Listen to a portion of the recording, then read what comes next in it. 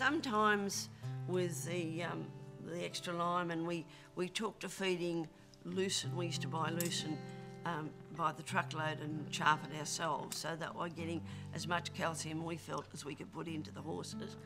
It was too labour intensive, and I said to my vet, Jenny, is there a block available? Can we get a block that we can put out in the paddock? And though there were blocks available and we did use them, they didn't fix the problem because they didn't have the ingredients that we specifically needed for this problem.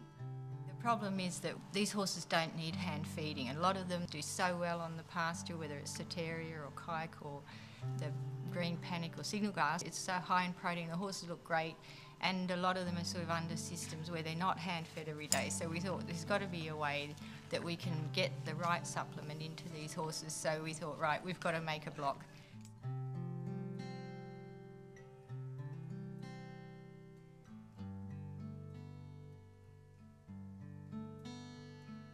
There's several ways that you can go about this, and I think we've looked at pretty well all of them.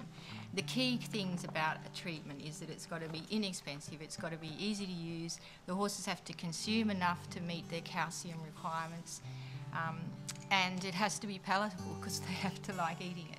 The other important thing is that it's got to replace the phosphorus that's lost. And in the block formulation, we've spent a lot of time analysing the nutrients, analysing the minerals, and also the mineral interactions, because calcium uptake is actually improved in the presence of salt, sodium and chloride, and also magnesium will facilitate the absorption of calcium. And I think a really critical thing that we've incorporated into the blocks is what's called chelated calcium. So that's calcium that's bound to an amino acid, and that's what happens in the body normally. Any minerals that are taken in are chelated in the gut before they're absorbed across the gut wall. So we've supplied calcium in a chelated form, so the absorption is maximised and rapid.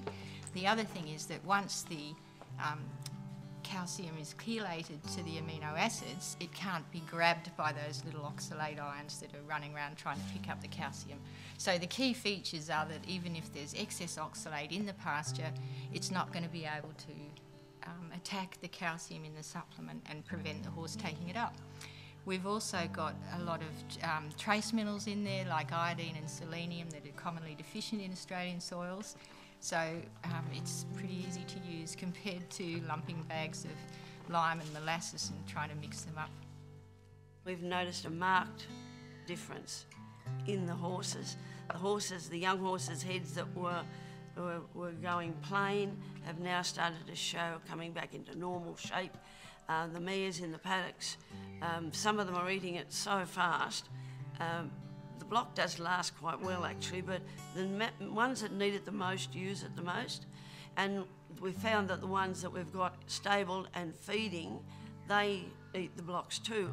So we've put blocks everywhere, in the paddocks, in the stables, in the yards. Wherever there is a horse, they've got a block.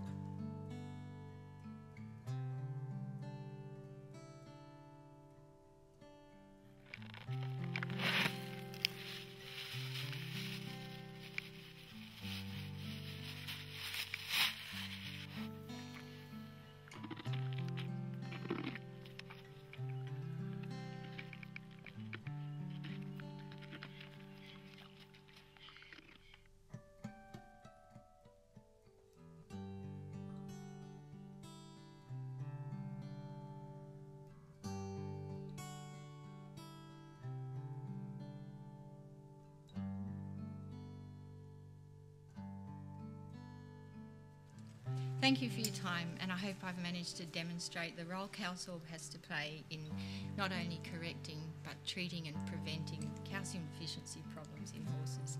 If you'd like more information, please go to the website www.drjenniferstewart.com, and if you want to contact me through the website, I'll be more than happy to help. Time to go, maybe. Let's go.